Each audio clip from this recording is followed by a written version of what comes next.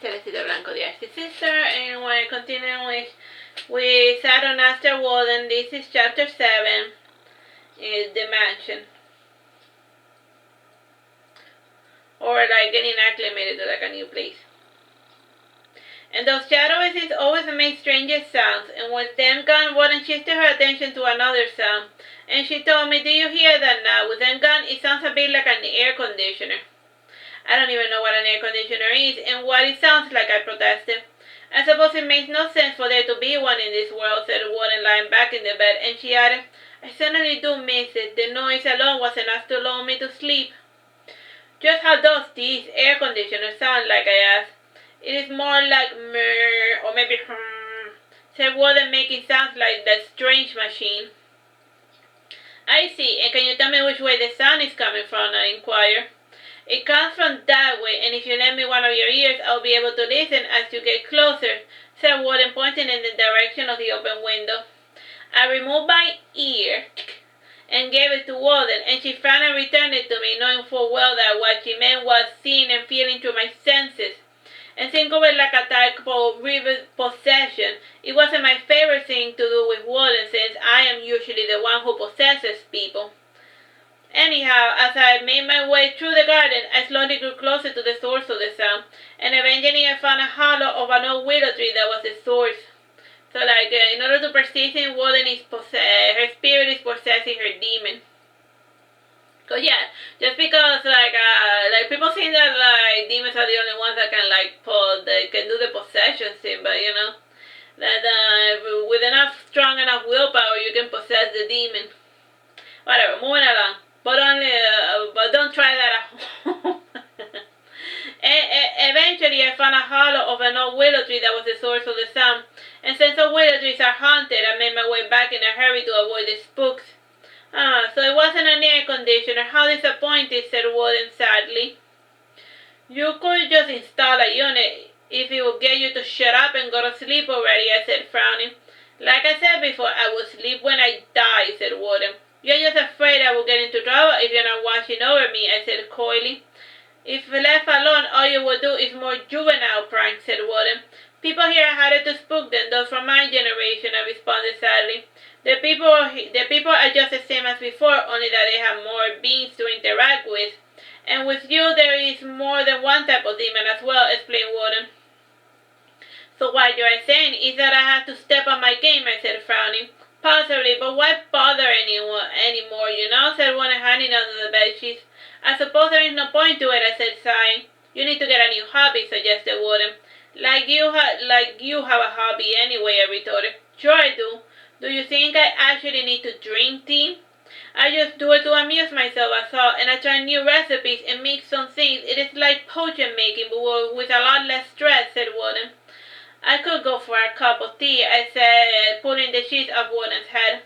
And after removing them, I was annoyed to see that she was not there. It was the oldest trick in the book, and I first checked under the bed and then inside the closet, and eventually heard a bit of giggling. And following its sounds, it was strongest by the window, and I went outside and found nothing, and I moved to the garden, and I still couldn't find Woden. Again, I returned to the window, and I noticed that it was a rather fat window, and with a place to sit on and everything, and feeling beneath the cushion, I saw the molding beneath give way, and inside was Woden, as flat as a pancake, hiding inside a secret drawer. And once she got out and assumed her normal size, I asked, "Doesn't it hurt?" "Just my pride," I thought, said Woden, stretching her limbs as the bones made cracking sounds as she ruffled her rose a bit, and one of those ink bottles fell on the ground along with the pen, and it made a sharp piercing sound as one would expect over a glass object, but it thankfully did not break. And Woden then picked it up, but it broke in her hand, staining it black. Gesturing to me, Woden said, "Lend me your cloak." Dry your hand on your own clothing," I snapped, flying away from her. "Come on, stop being a baby," said Woden, running after me. And she stopped running when she heard the sound of footsteps approaching, and she threw the broken bottle with shards out the window, and then she proceeded to wipe her hand at the bottom of the curtain. "Why," she said, "it's not coming off." "Just cut off your hand and grow a new clean one," I suggested. "I could, but where would I hide the severed hand? And then I would have to bother about cleaning the blood too," said Woden. Just go to the washroom already, I said, pointing to the door. Woden tiptoed to the door and opened it, and she looked left and then she looked right before making her way towards the washroom.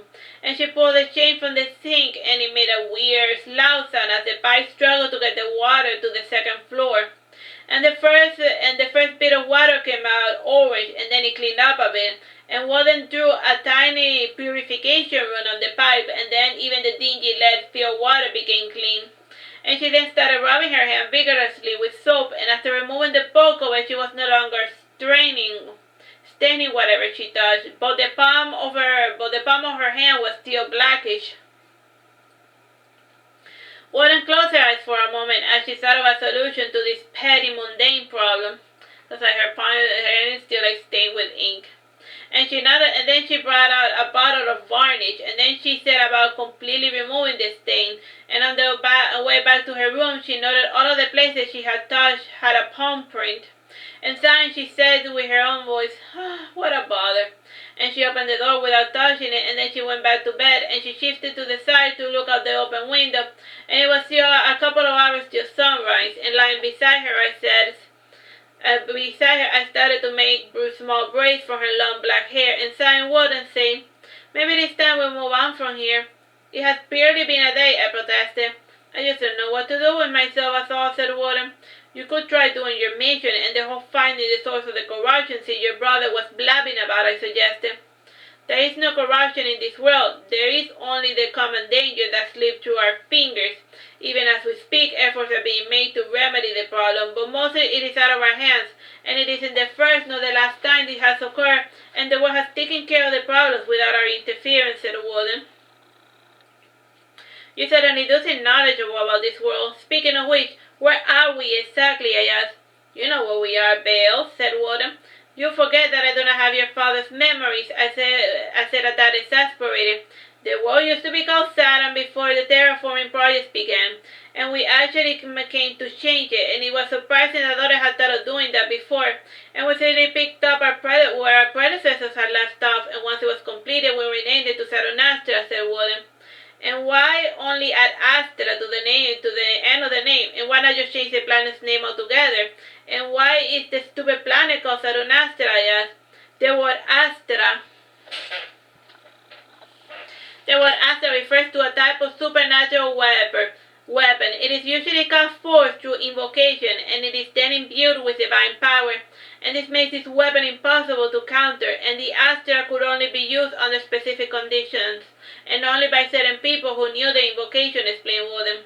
So what you're saying is that the planet itself is a magical weapon, or a host to a magical weapons, I said, taking this to heart. I don't know, maybe I'm just reading too much into the planet's name, said Woden, turning to face me. But don't you people have shared memories, I asked. I do, but, said Woden, but, I insisted. But there's a generational gap, and we had the first, the third, and so forth, but we do not have the memories of the second generation. Something went wrong, and my mother says that they were cursed, explained Woden. Not all of them, otherwise you would not be here, I commented. That is debatable, and it's all ancient history, said Woden, turning around again. So what happened to your great-great-great-grandparents is ancient history then, I asked dryly. You know that in the oldest generation used to be people born between a certain decade or so. As for my folks, we count using larger numbers to refer to past generations, explained Woden. Interesting, I said, pretending to be amused. And what does it matter to you about the past, asked Woden. If you're curious, there's plenty of windows that you can look through in my old home. I miss a couple of millions of years here and there, and forget my intent to want to be filled in of the gaps, I said, folding my arm. You should not define your existence by the happenings of humans. You are your own demon, after all, said Woden, closing her eyes. Are you finally going to sleep, I asked. Does it look like I'm sleeping, asked Woden. A little, I said, flying to the other side of the bed to see Woden's sleeping face. Did you know that when people sleep, that is when they are the most vulnerable, said Woden, hugging the tiny decorated pillow closer to her chest. Creatures are also in danger during the dinner time as well, I commented, remembering a cheetah getting attacked by a lion while having a meal. I just want to take a little break, I saw, said Woden, sighing.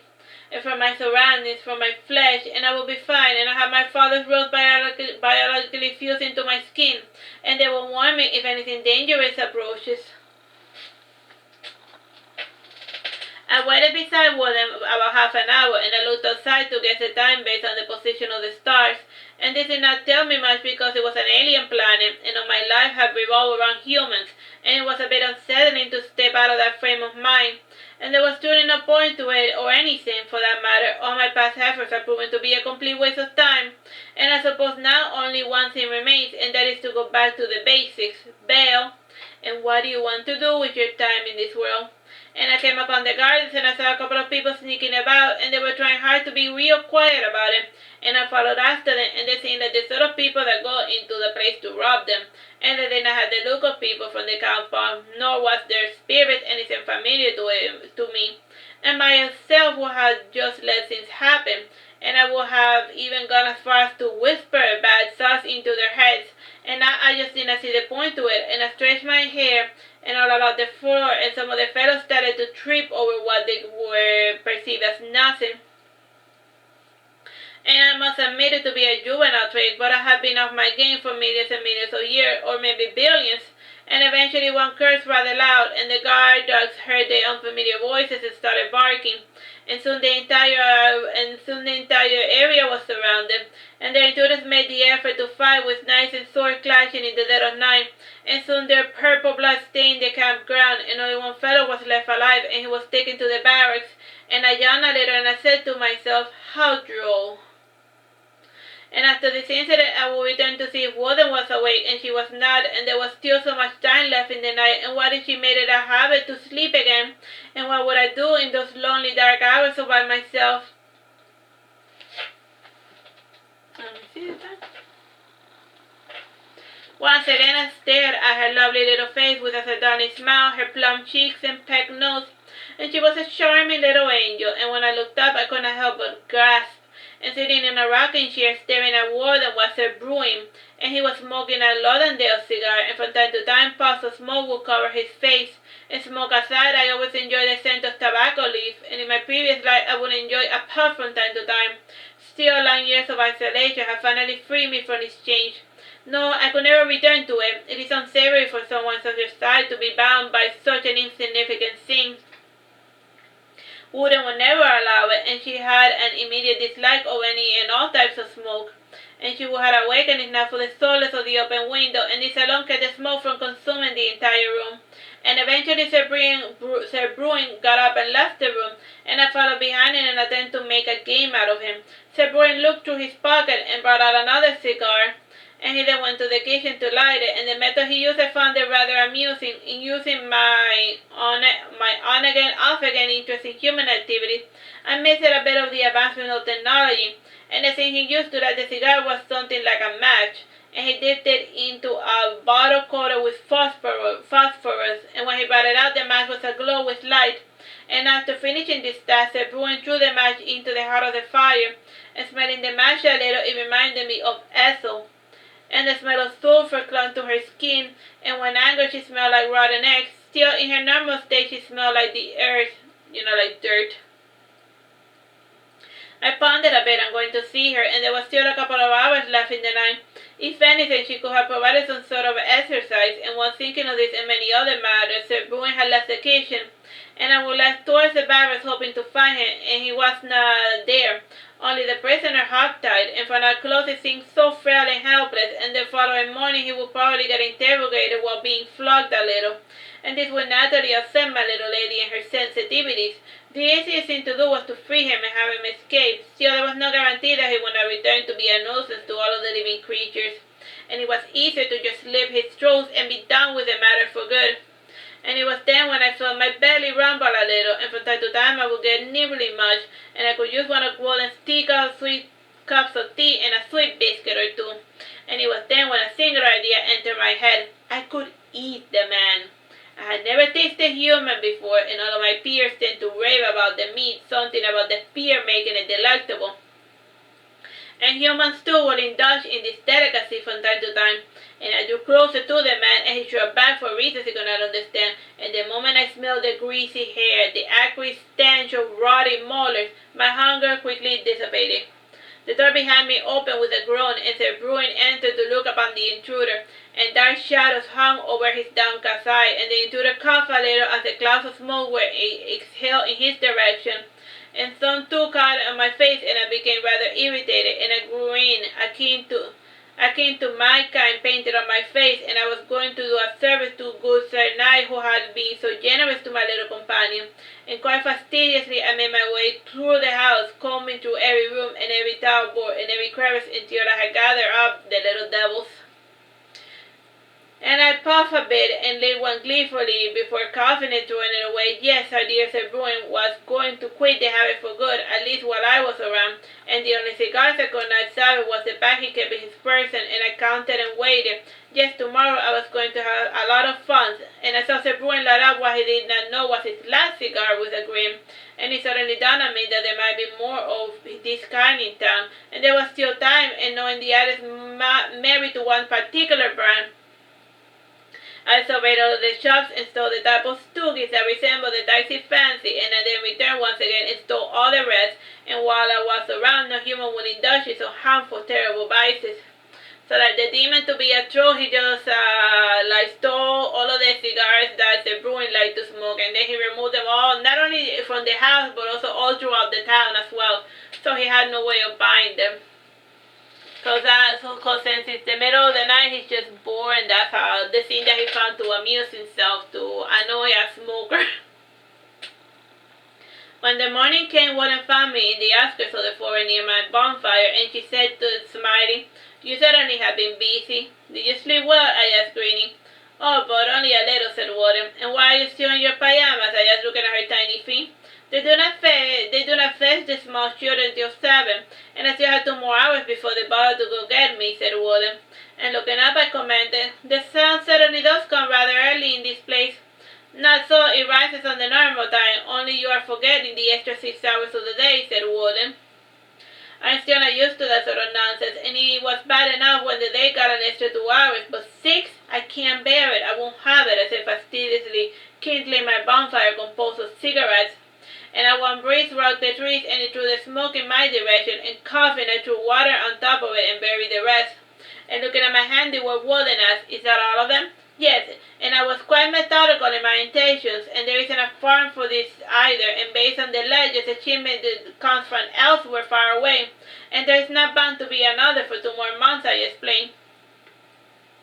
"The locals are going to have a field day, aren't they? And I'm almost as curious about the metamorphosis we're going to see on the morrow," said Woden. "I could also fetch the liquor too, and then we will have quite a fun time indeed watching them tear each other to pieces," I said, laughing, looking down on the town. "The last time it was tried, it was a complete anarchy, and we will have any more of it, won't we?" said Woden, shaking her head vehemently. Still, there was a queer bent on her lower lip that made me think that she was not truly speaking in earnest. And we started our way back, and when we arrived at the town, the maid was bent over backwards, looking under the bed, and turning around, she exclaimed, "There you are, look at your feet, and you have been walking around outside again, you naughty girl. Time for your bath, and the lady will want to see you prim and proper by breakfast time." "I already took a bath," protested Woden. "But then you went out barefoot," said the maid, coming closer. And when they looked at her feet, and indeed they did look rather dingy. And ever since she had bound them with her clothing, she was a tad more corporeal, and in younger times the ground would scarcely touch her, and everything recoiled away from her as if unable to tame her. And in order to get closer to those lesser models, she had to lose some of her gracefulness, or so it seemed to me, and one can avoid dirt and grime forever. And while I thought of this and many other things, Woden was clean fastidiously, and the way she frowned made me think that the maid was scrubbing her a little extra hard, as a type of corporeal punishment. And when she was clean, the maid put it on one of the dresses her Bruin had bought for her, and the maid seemed somewhat disappointed at not finding a corset in the midst. And sensing the petty woman's malicious intent born of an envy at a little girl, I took it upon myself to torment her next. And while a different maid took Woden to the kitchen, I followed the other woman back to her room, and in there I noticed quite a number of mundane items. Among them was a little diary. I looked through it over the top, and then copied her handwriting and wrote a love letter to Sir Bruin, and I left it in the barracks in what appeared to be his office. And before making my way back, I then returned to the kitchen, and there was a strange silence as the sons watched their father's dour face grimly attack the meat with voracious appetite. In return of the appetite was a common symptom about people who stopped smoking, and the only person unperturbed by this dour mood was little Jotun, who was eagerly suckling her sugar plum. And looking at the candy, Woden said to me, and only me, sugar plums are a bit of a luxury item, and they take a couple of days just to attain a proper hardened shell. And looking at the candy bowl in the center of the table, I said, boy, there is certainly a nice variety indeed, with caramels and candy corn and licorice, and even some taffies too. So yeah, then the new house, they had candy for breakfast. I made a motion to get one, but then I noticed Bryce eagerly looking in my direction, and he was waiting and watching to see if I betrayed my presence in any way. And when I removed my hand, Bryce's lip curled as his eyebrows arched upwards to illustrate a look of dejected disappointment. He then went to stare at his father, who was barking for more food, and while he devoured the chicken, Sir Bruin finally said, "Where have you hidden them, Peepa?" "I haven't hidden anything away from you, Bruni dear," said Peepa, genuinely confused. "Confounded woman, where are my cigars?" said Bruin, slamming his fist against the table. "You are acting foolish, Sir Bruin," said Peepa in a hearty tone. "You and I are no longer children, and I find that it's something that you would think I would prank you by hiding your favorite mode of entertainment."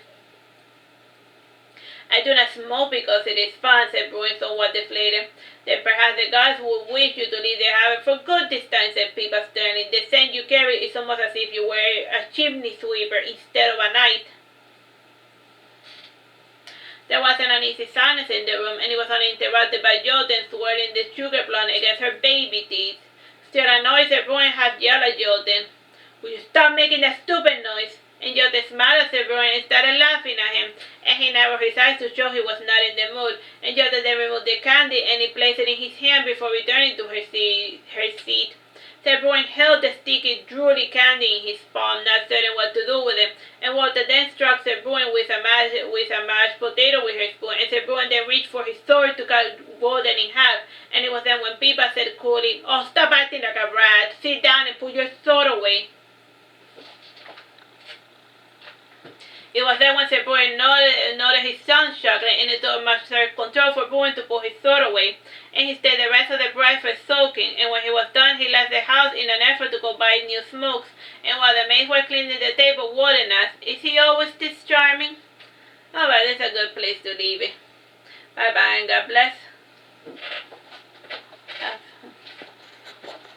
Let me see.